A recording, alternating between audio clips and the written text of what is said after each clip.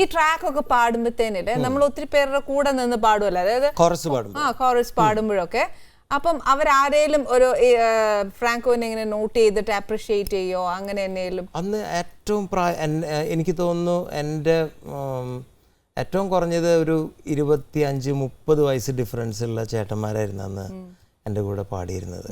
25 വയസ്സ് മിനിമം ഉള്ളവർ പലരും റിട്ടയറായി. ആൻഡ്രോ ചേട്ടൻ മരിച്ചു.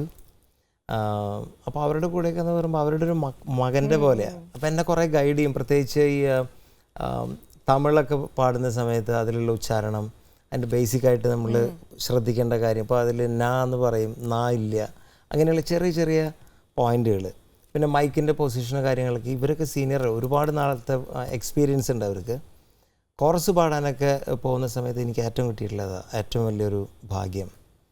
ട്രാക്ക് പാടിയിരുന്ന സമയത്ത് കൂടുതലും എൻ്റെ ഒരു സ്ട്രോങ് പോയിൻ്റായിട്ട് അല്ലെങ്കിൽ ഏറ്റവും കൂടുതൽ പഠിക്കാനായിട്ട് അല്ലെങ്കിൽ അങ്കിൾ എന്നെ പഠിപ്പിക്കാൻ ശ്രമിച്ചിട്ടുള്ളത് കൂടുതലും എക്സ്പ്രഷൻസ്. ഒരു വാക്ക് പറയുമ്പോഴത്തെ എക്സ്പ്രഷൻ, ആ ഒരു സംഭവം എന്നെ പഠിക്കാനായിട്ട് അല്ലെങ്കിൽ പഠിപ്പിക്കാനായിട്ട് അദ്ദേഹം ഒരുപാട്. ശരിക്കും Franco you are so blessed. ആർക്കൊക്കെ ട്രാക്ക് പാടിയിട്ടുണ്ട്? ചിത്രേച്ചിക്ക് പാടിയിട്ടുണ്ട്, സുജാതേച്ചിക്ക് പാടിയിട്ടുണ്ട്, MG ചേട്ടന് ശ്രീകുമാർ സാറിന് വേണ്ടി പാടിയിട്ടുണ്ട്. ചിത്രേച്ചിക്കും സുജാതേച്ചിക്കും എങ്ങനെ പാടുക? ട്രാക്കല്ലേ പാടുന്നേ? ആ പാട്ട് ഏതായിരുന്നു? ചായം പോയ സന്ധ്യയിൽ തേങ്ങും മൺചിരാതുകൾ. ആ പാട്ട് എൻ്റെ ലൈഫിൽ ആദ്യമായിട്ട് ഞാൻ ട്രാക്ക് പാടിയതാണ്. അത് ചിത്ര ചേച്ചിയാണ് പാടിയിട്ടുള്ളത് അല്ലേ? ഒരു 3 വരി പാടും. ലൈനാണ് എൻ്റെ ശത്രു, വരികള് മറന്നുപോയോ? റോഡിനെ പറ്റി പാടാം. അത് വേഗം പാടാം, 4 വരിയുള്ള തുടക്കത്തിൽ പല പട്ടിക്കുഴി ചെറുകുഴി പലകുഴി നിറയും പാത കണ്ടില്ലേ, ഈ വഴിയിലെ കുഴികൾ കാലനൊരുത്സവ വേഗില്ലേ, ഡേഞ്ചർ സോൺ. ശരി കേട്ടോ, സത്യം. ഇപ്പൊ നമ്മൾ കുറച്ചുകൂടെ ആലോചിക്കുമ്പോ ഇതെല്ലാം ഉണ്ട് അല്ലേ? പിന്നെ ഇപ്പം ലൈഫില് you give first priority to music. Music മാറ്റി നിർത്തിയ which is your first preference? Family. Okay. Maybe it comes first. Definitely. ഇനി ഫാമിലിയുടെ വിശേഷം കേൾക്കട്ടെ. ഫാമിലി, എനിക്ക് ഒരു ഭാര്യയുണ്ട്. ഒരു ഭാര്യയുള്ളൂ, എല്ലാവർക്കും അറിയാം. 2 ആയ അടിയും കൊടുക്കും. പിന്നെ 3 മക്കള്, 2 ആൺമക്കളും 1 മകളും. മൂത്തവൻ 8th സ്റ്റാൻഡേർഡ് കഴിഞ്ഞു, 9th-ലേക്ക്. രണ്ടാമത്തവൻ 6th കഴിഞ്ഞു, 7th-ലേക്ക്. മൂന്നാമത്തെ മകളാണ്, അവള് 3rd സ്റ്റാൻഡേർഡിലേക്ക്. തമിഴില് ഒരുപാട് പാട്ട് പാടിയിട്ടുണ്ട്, പിന്നെ ഹിന്ദിയിൽ ഒരുപാട് പാട്ട് പാടിയിട്ടുണ്ട്. ആൻസർ ആണ് ഞാൻ ചോദിക്കുന്നത്. ഇത്രയൊക്കെ പാട്ട് ചെയ്തു, കുറച്ചൊന്ന് ഫെയിമായി, you become notice to each and every person. അന്നേരം അവിടെ നിന്ന് സ്കിപ്പാവും. എന്നത്തിനായി പരിപാടി കാണിക്കുന്നത്? എനിക്ക് ശരിക്കും പറഞ്ഞാൽ ഹോം സിക്നെസ് ഉണ്ട് ഒത്തിരി. അപ്പം ഞാനൊരു കുറേ അധികം സമയം ഇങ്ങനെ മാറി നിൽക്കാറില്ല, വേഗം വീട്ടിലേക്ക് എത്താറുണ്ട്. ഉണ്ട് ശരിക്കും അവിടെ എനിക്ക് തോന്നുന്നു കുറേ ആപ്റ്റായിട്ടുള്ള കുറേ പാട്ടുകൾ തമിഴിൽ ഉണ്ടായിട്ടുണ്ട്. കുറച്ച് പാടിയ പാട്ടുകൾ പലതും ഹിറ്റാണ്. എന്നോട് അവർ ആവശ്യപ്പെട്ടിട്ടുള്ളത് അവിടെ താമസിക്കാൻ. എനിക്കത് അതിനുള്ളൊരു ഐ ഡോണ്ട് തിങ്ക് സോ. ഇടയ്ക്ക് വന്ന് പാടിയേച്ചു പോവാ അല്ലേ? വീട് വിട്ടേച്ചൊന്നും വേണ്ട, പിള്ളേരെയും ഭാര്യയൊക്കെ ഇടയ്ക്ക് കണ്ടോണ്ടിരിക്കാൻ. അല്ല, ഹോം സിക്നസ് നാച്ചുറൽ. എവിടെയാ ഭാര്യയും മക്കളും എവിടെയാ സെറ്റിൽ ആയേക്കുന്നത്? തൃശ്ശൂര്. ഭാര്യ എങ്ങനെയാ കണ്ടുപിടിച്ചേ? പാട്ട് പാടി കൊണ്ടുവന്നാന്നോ? ഫ്രാങ്ക് ആവണം.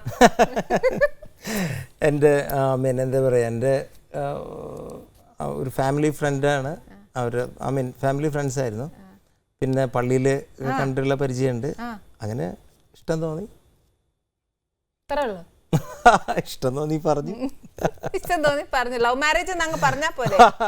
ഞങ്ങൾക്കൊക്കെ അങ്ങനെയൊക്കെ പറയുന്നതിനാണ് ഞങ്ങൾ ലവ് മാരേജ് എന്ന് പറയുന്നത്. ഇന്ന് ഇങ്ങനെ വട്ടം ചുറ്റിയേച്ച് ഇങ്ങനെയൊക്കെ പോകുന്നത് ഉള്ള കാര്യം അങ്ങ് നേരിട്ട് അങ്ങ് പറഞ്ഞാൽ പോരായിരുന്നു. ഇഷ്ടമാണെന്ന് പറഞ്ഞു കെട്ടി ഇങ്ങ് പോന്നു, അതങ്ങ് പറഞ്ഞാൽ പോരെ. ലവ് മാരേജ് ആയിരുന്നു. ഇതങ്ങ് പറയാനല്ലേ നേരത്തെ അങ്ങ് പറഞ്ഞേ. ഓക്കെ, ഒരു പ്രണയഗാനം പാടുമോ ഭാര്യയ്ക്ക് വേണ്ടിട്ട്? ഞാൻ പാടി തന്നെ മതിയോ? ഭാര്യ കാണുമ്പോ ലവ് തോന്നുമ്പോ വരുന്നൊരു പാട്ട്. അയ്യോ.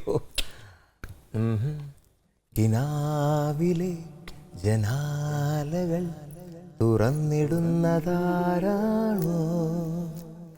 വിമുഖമാ വിപഞ്ചിയിൽ വിരൽ തൊട്ടതാരാണോ നിലാത്തൂവലാലൻ മുടി മെല്ലെ മെല്ലെ തലോടി മയക്കുന്ന കാറ്റിന്റെ കൈകളോ. ഓ സൂപ്പർ. ഇങ്ങനെ പാടുവാന്നേലും ഞാനുണ്ടല്ലോ വർത്താനം പറയുവേല ഇങ്ങനെ പഠിച്ചോണ്ടിരിക്കും കേട്ടോ. ഭയങ്കര മെലേഡിയസ് പാട്ട് ഫ്രാങ്കോടെ കേൾക്കാൻ നല്ല രസമാണ്. ഇപ്പം ജമുന പാരയിൽ ഒരു പാട്ട് പാടിയില്ലേ തൃശ്ശൂർ സ്ലാങ്ങില് പാടി. തൃശ്ശൂർ സ്ലാങ് കേൾക്കാൻ നല്ല രസമാന്നേ. അതെയോ? ആ ഞങ്ങൾക്ക് ശരിക്കും തൃശ്ശൂരുള്ളവര് പുറത്തു പോകുമ്പോൾ ഒന്ന് പിടിക്കും. കാരണം ഞങ്ങളുടെ ഭാഷ കേൾക്കുമ്പോൾ പലരും ചിരിക്കാറുണ്ട്. അതെന്നത്തിന് ചിരിക്കുന്ന വെടിപൊട്ടുന്ന ഭാഷയല്ലേ പറഞ്ഞേ. എന്തുണ്ടക്കടാവേ എന്തുട്ടത് എന്തുണ്ടക്കടാവേ എന്തുട്ടത് അമിട്ട പൊട്ടി മേപ്പെട്ട പൊന്തി എന്തുട്ട ചെയ്യാക്കി പെട്ട വന്നു. ഇത് ശരിക്കാണോ ലിറിക്സ് എഴുതിയ ഹരിനാരായണൻ? അപ്പൊ ഇത് ഇങ്ങനെ പറഞ്ഞോ ഈ സ്ലാങ്ങില് ഈ ഇതില് വേണം എന്നുള്ളത്? ഇതില് ഗോപി സുന്ദരാണ് ഇതിന്റെ സംഗീതം ചെയ്തിരിക്കുന്നത്. ഗോപി ബേസിക്കലി തൃശ്ശൂർക്കാരനാണ്. കുറച്ചുകൂടെ എളുപ്പമുണ്ട്. പിന്നെ ഞങ്ങൾ ഒരുമിച്ച് വർക്ക് ചെയ്തിട്ടുണ്ട് ഔസേപ്പച്ചൻ്റെ കൂടെ. ഒരുമിച്ച് കുറെ വർഷം ഞങ്ങൾ ഒരുമിച്ചുണ്ടായിരുന്നു. അപ്പോൾ ആ ഒരു കംഫർട്ട് സോൺ ഉണ്ട്. തമിഴിൽ ഞാൻ ആദ്യം പാടിയത് ലേസ ലേസ എന്ന് പറഞ്ഞ ഫിലിം, പിന്നെ ഉള്ളം കേൾക്കുമേ, പിന്നെ തകതിമിത, തവം, ദെൻ മാട്രാനില് തീയെ തീയെ റാത്തിയെ ഇരുത്തിയേ തീണ്ട തീണ്ട തീണ്ടിയേ തീയെ തീയെ റാത്തിയെ ഇനിത്തിയേ തീര തീര சேர்ந்தியே அடி ராங்கனி ராங்கனி ராங்கனி இனி ரம்மலூர போடு இனி காமினி காமினி காமினி நெருங்காமல் நெருங்கியாடு. സുന്ദരിയവാ പാടിയില്ല കേട്ടോ പ്ലീസ്. അത് ശരി, ഞാൻ പറഞ്ഞല്ലോ ഇരുന്നപ്പോഴേ ഞാൻ പറഞ്ഞല്ലോ സോർട്ട് ഓഫ് റാഗിങ്.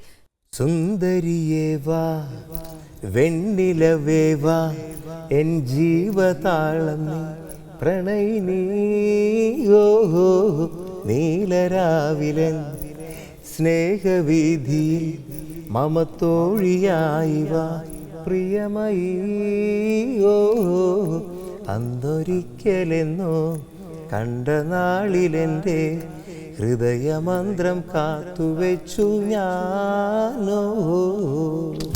ഇവിടെ വന്നിട്ട് ഫ്രാങ്കോയെ കൊണ്ട് ഞാൻ ഈ പാട്ട് പാടിച്ചില്ലെങ്കിൽ നാട്ടുകാരും വീട്ടുകാരും ഒക്കെ എന്നെ തല്ലും. അത് ഈ പറഞ്ഞോട്ട് അത്ര എവർഗ്രീൻ ഹിറ്റ് ആട്ടോ. ഇനി ഇതേപോലത്തെ പാട്ടുകൾ ഒരുപാട് കമ്പോസ് ചെയ്യണം കേട്ടോ. അയ്യോ, ഇത് കമ്പോസ് ചെയ്ത് ഞാനല്ല, ഞാൻ പാടിയിട്ട് മാത്രമേ ഉള്ളൂ. കമ്പോസ് ചെയ്ത ആളെ പറ്റി പറയാതെ നിർവാഹമല്ലേ. അത് ശ്യാം ധർമ്മൻ എന്ന മ്യൂസിക് ഡയറക്ടറാണിത്.